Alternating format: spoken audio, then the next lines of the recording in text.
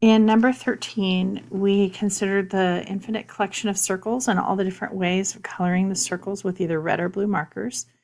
And we had to show that the set of all possible circle colorings had a greater cardinality than the set of all natural numbers.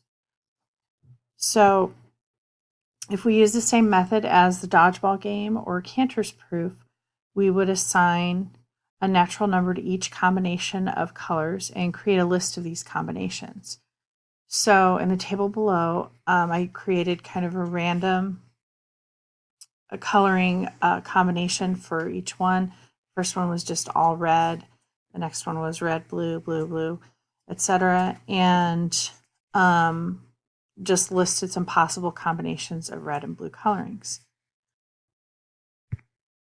And then if we want to see if we can construct a coloring combination C that is not in or on our already infinite list of colorings, then we do the same thing we do in the dodgeball game, which is for the first row in the first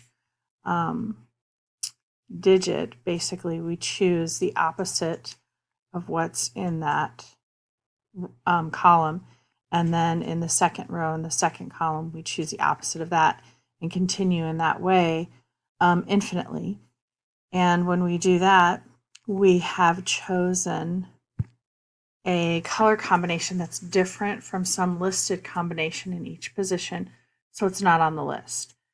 And that way we've shown that it's impossible to create a one-to-one correspondence between natural numbers and the set of all possible color combinations of red and blue colorings.